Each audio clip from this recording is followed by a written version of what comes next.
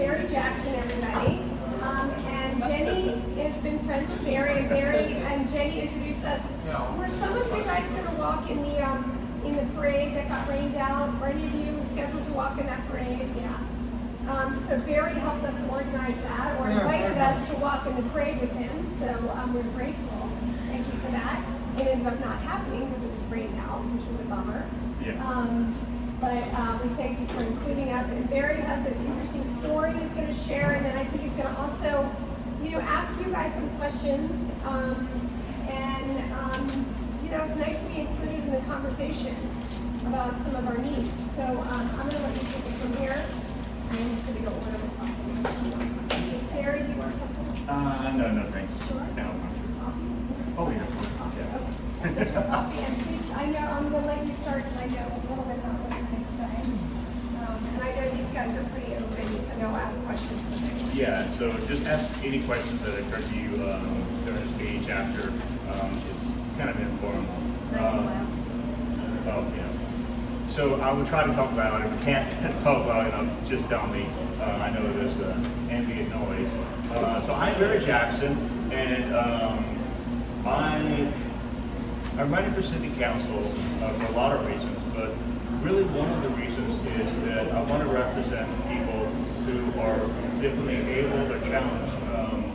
I had a stroke about 12 years ago, and it paralyzed me on my right side, and it's been a long process getting to walk, talk, move my hands, drive, bike. I mean, everything was affected. And for a long time, I was depressed. I was angry at the world. But I learned to live with that. And I decided that what I was going to do was to try to give back. So I've gotten involved in a clinical trial to look at stroke victims and ascertain whether their treatment is more effective in an outpatient therapy setting or whether it's more effective at home.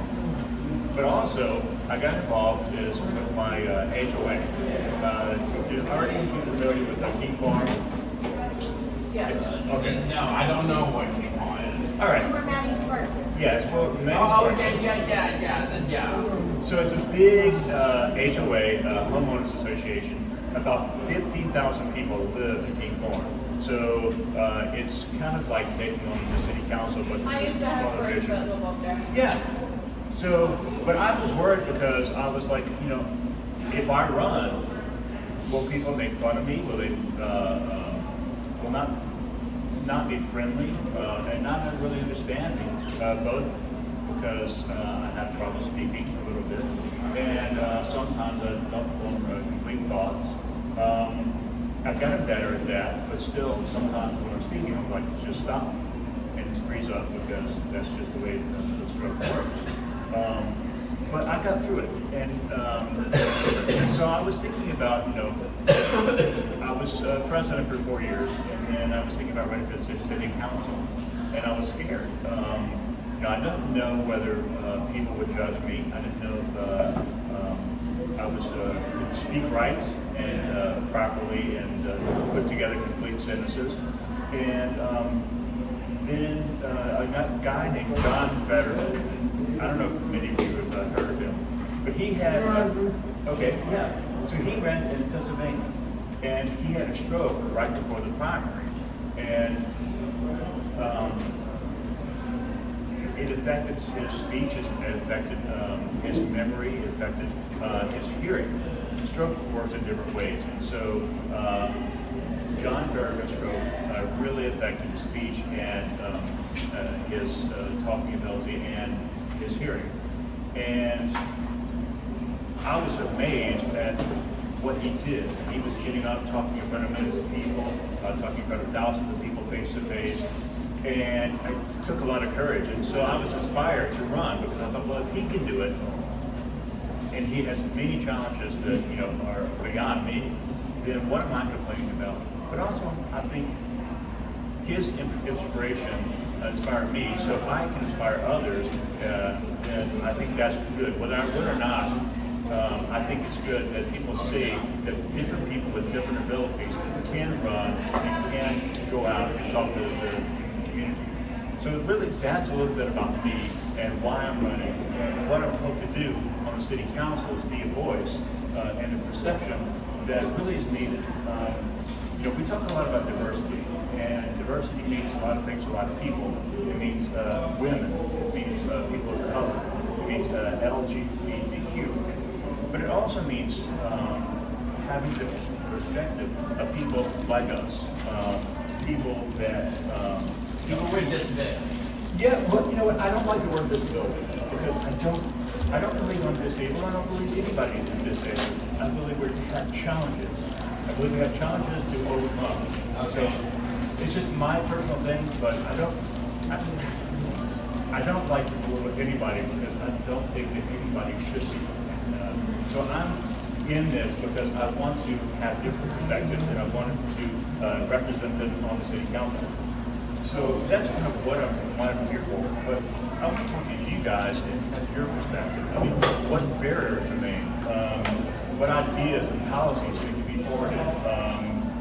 What do we need to do to be seen and make sure that our leaders are including us in debates and policies?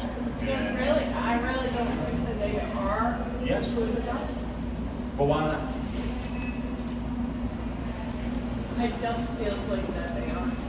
Yeah, it does feel that way. And I think it's because I don't think it's purposeful. I don't think that our leaders make policies and decide, hey, we're going to exclude the community of the town. I just don't think they see us because we're not on the council. We're not in front of them with their voices raised and trying to be heard. So that's something that I really want to change on the city council is giving us a new perspective, a new voice. Sure. Sorry. Making sure that, when we decide on policies, when we decide on sidewalks, when we decide on other things that are really important, that disabled challenge people are not left out of the conversation, that people always take into account the different needs of the community. So, that's really important, and that's what I hope to do. But what else? I mean, So, Harry, Yes. You asked Kelly, you said, I don't think they include us, they don't consider us. I don't think anybody's not included. I think people, one, Nick said disability, and you said, I don't like the word. I've come to the point where the word does not upset me anymore, because it's simply a description, and it's something people can understand. We don't have a word that describes people who face challenges as a part of their very nature, from birth or from an accident or from an illness. So we don't have something that one describes it or defines it in an acceptable way. And when you can't describe or define something, people get uncomfortable with it. So I think what happens is our leaders are sometimes uncomfortable with different abilities because they don't know how to even begin approaching it. Which means they can't be on a sort of topic, which could lead to big Right. issues and problems. Right, and then the other thing that I think is that there are assumptions. I think that there's assumptions that somebody like me can do less than somebody who is up on their feet walking around. That there's assumptions that people who have autism or intellectual disability or whatever the challenge is, hearing impairment, vision impairment, that what we're able to do is not the same. And actually, very often what we're able to do is similar or the same or even more than, Right. but we need accommodations, and I think that's the hang on, is accommodations are seen as detriments or special things that set us apart, and actually that's what brings us in and includes us. So I'd like to see all of that attitude and understanding shifted with the new council. yeah, and actually that is a really important point. I mean, I think that we're saying the same thing. I mean, whether it's John Fetterman, whether Who is it's the person, by the way? who's the council person right now? Who is going to be the council? Well, we're going to have an election right now. It's starting in October the 13th, going until November the 7th. You're going to be mailed out ballots. And you're gonna have the opportunity to vote for the mayor and 6 different city council people. So hopefully you will vote for me, but there's also gonna be a choice of other people. So you can vote for up to 6 people. Now, are we allowed to attend those meetings? Yes, you are. In fact, you should. If you have something to say, you should attend the meetings and you should speak up. Because you know, the people that really get what they want are the people that attend meetings, that speak up, that write letters, that email, that phone, that invite people here to have like a forum and ask the questions about, you know, how you feel about the community of challenge or disabled community, and what you're going to do for them.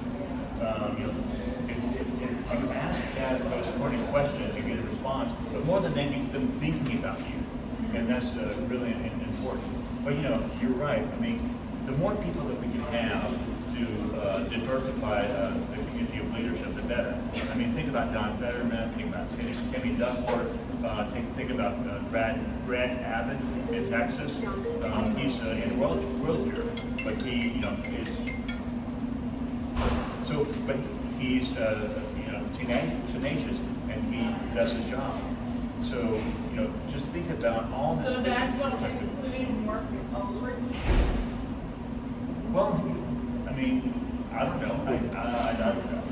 Looking at him, I mean, I can't tell that he's disabled, but maybe he is. You know, one of the things that I have learned is that people can be challenged and not show it. You know, so when I was sitting on the metro and I'm just sitting there reading my Kindle, you wouldn't know that I'm disabled or that I have challenges. So I never try to judge anybody in this disability or not just by the fact that they don't appear to have it, because they can. But you know, I think that that's really important to have representation, whether it's geographical representation or whether it's you know, people with different abilities. And I think you're right. I mean, the more diversity we can have in government, the better. Because that way, more experiences and the more that we can bring that to bear to make sure that nobody's left behind. So, I guess, you know, so how do we change that perception of this is disabled, and how do we make sure that we're included in the conversations? I want to ask you, I mean, you know, do you have ideas? Do you have things that you want to suggest?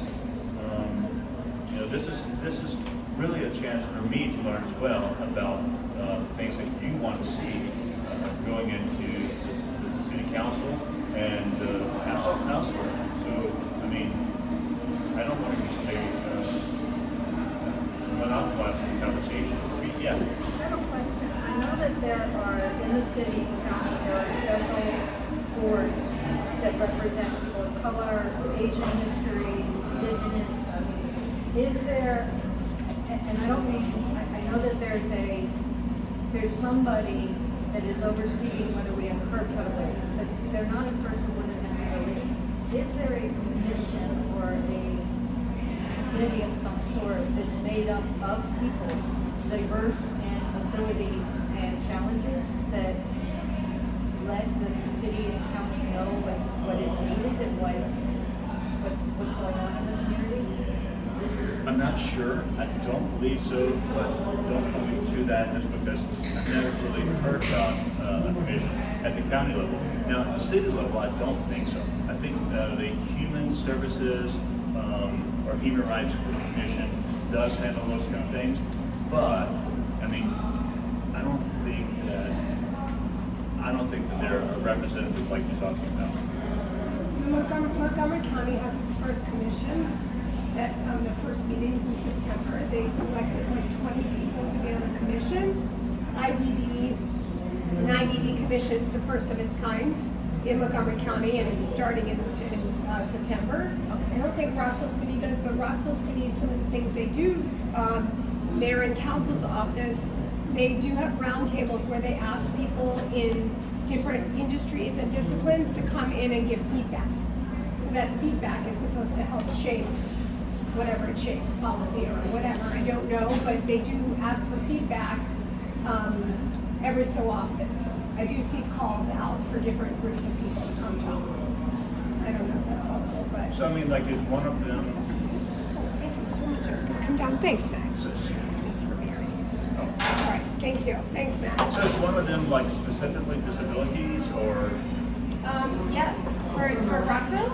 Yeah. They're having one. What's today? Tuesday. They're having one tomorrow. But that's for, specifically for. Organizations. My understanding is I'm going to the meeting, it's over at the library, right? I think that's for Rockville Town Center to, what do we need there? Do we need stores, do we need commercial? Oh, that's not this meeting. Okay, That's a that's different tomorrow one. night at the library. No, this is tomorrow during the day, Okay. and it's in the council's, in the mayor's office or building. And they invited people in organizations that work with people with disabilities. That's one of the conversations. I've had others about affordable housing locally, things like that. But I don't know if they're open to everyone or just invited guests or, but I didn't hear about it at all. yeah. Yeah. They don't, it's not marketed super well, I will say that. Yeah. No, and it should be, but that's good that they're having them, but it needs to be more Yeah. broad and you know, more public. Yeah. But that's good that they're having them. It is a start, but we need to, you know, run it up. At the county level, I know there is a restriction on disability, but at the city level, it's supposed to be handled by relations, what it's called. I attended a couple of meetings that committee, and they had zero with knowledge. It's very important, I'm glad they're addressing issues of race and gender and sexual diversity. It's wonderful, I'm all for that. But I raised a couple of questions about disability. Nobody had a clue. So I don't think it's that unusual.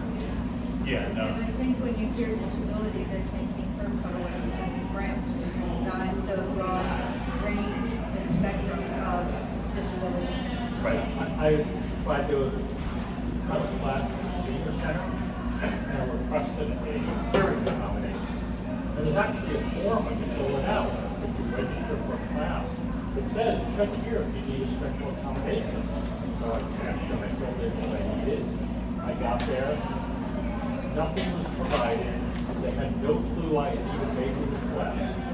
I said, well, what happens? I checked the box on the form. Where does that form go? You just have no idea. So I need to look back.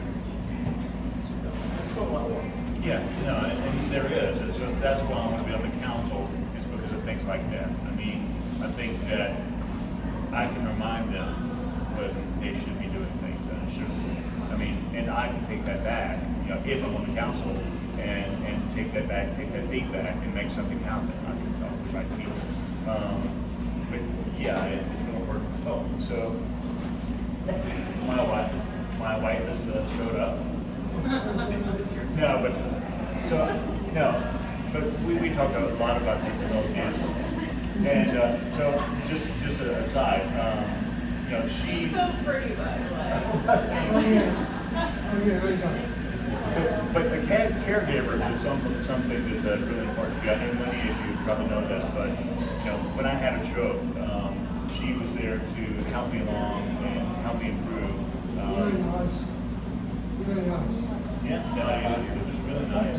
But you know, that's something that I think people don't really realize is that caregivers have a really big burden to you know to see people when there's a stroke or a disability and help them get better and help them manage their daily lives.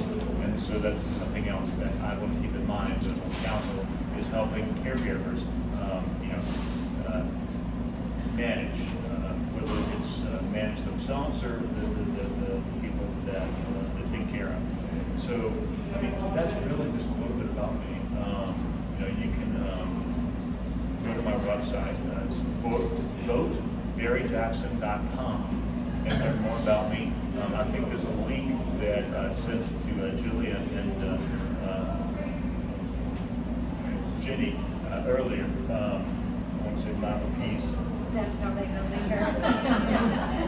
Some people don't realize I have another first name.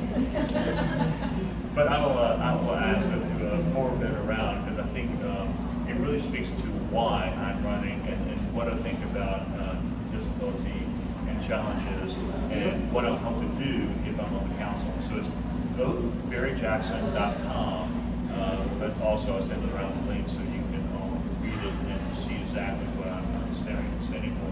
Does anybody have any other questions or any other comments? I mean, You will definitely have my vote. You will definitely have mine. And you said that you said it's going to be the election for voting is going to be October 14th. yeah, so the ballots are going to be mailed out. So it's vote by mail again. So October the 13th, they're going to mail out the ballots. So you're going to have until November the 7th to mail them back or to drop them off in a drop box. I think there's going to be drop boxes around the city. Or if you really want to, there's going to be an in-person voting in two places, the city hall and Thomas Farm Community Center, which is over there. The same one me voted, I will need help because of my disability. They will help you. Is everybody here registered to vote? Is there anybody that needs help registering? Yes, I am registered to vote. I am We have registered. someone coming to help people register to vote. We don't have it confirmed yet, but someone from Rockville City will be coming to help. Okay, there you go. Yeah. It's not on my own, and then I say,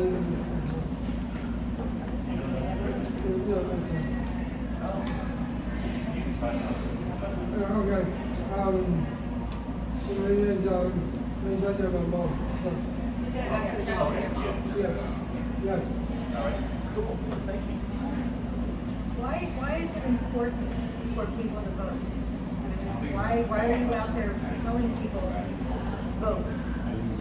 Well, I mean, number one, I think it's your civic duty. But number two, it's a way to make your voice heard. Whether it's you're voting or telling other people voting first and then telling other people to vote.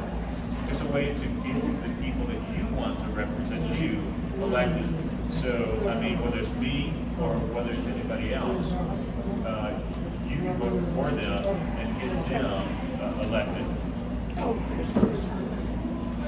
ready to vote in the city of Rockville. I'm like ready to vote in like Silver Spring. But that's okay. But I mean, regardless, you should vote and you should pay attention and you should hear. Because the people that we elect, whether it's at the city council, whether it's the state, whether it's county council, or whether it's Congress, I mean, they make decisions every day that affect our lives. So if you don't vote, you don't really have a say, and that's fine, I guess. But for me, I want to say I want to tell the people that represent me exactly what I'm thinking, and I want them to listen to me, and I want them to vote accordingly. So that's why I'm running. Yes. I have a question, and you might have answered it a little bit or answered it when I went downstairs, but why are you running? A lot of reasons, but mainly because I believe in constituent service. I believe in service to the community, and I believe that I have a unique voice to represent us on the council. I'm a recovering stroke survivor, so I think that my experience is valuable on the council to give people that perspective about people with challenges like mine, but others as well. I mean, I think Jenny covered it, but I think that that's valuable. I think that whether it's ADA, American Disability Act, making sure that there's compliance, or others, I mean, I think that it's a valuable voice and a valuable perspective, and it's going to be valuable on the city council. So. I just want to, and I know this is like a plug for Barry, but I used to live in King Farm before I lived down here in downtown Rockville. And I voted for Barry when he was running for president of the neighborhood.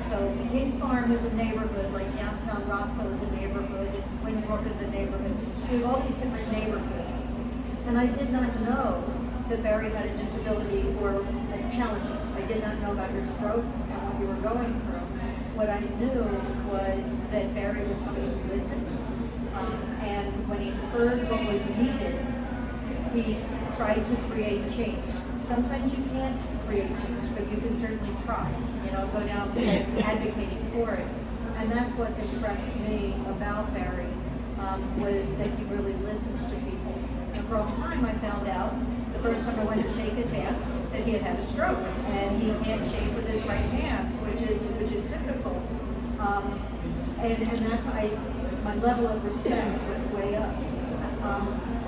I am personally meeting with every single person running for mayor and for city council so that I can make an educated decision. And I appreciate that you're trying really hard to not just meet with individuals as we request, but with entire groups. So thank you. Any other questions, any other comments? Well, thank you guys for your time, I really appreciate it, and I hope you look into what I'm standing for and what I want to do, and that you vote for me, and that you research your candidate and vote for other candidates that you agree with as well. I do have one last question, if you don't mind. Will you share some of the decisions, some of the things that you will be working on, sort of concrete, like roads, schools, like what will you be working on as a Rock if you are elected, Rockville City? Yeah, no, that's a good question. So, I mean, there's roads, obviously, but pedestrian safety, bicycle safety, sustainability,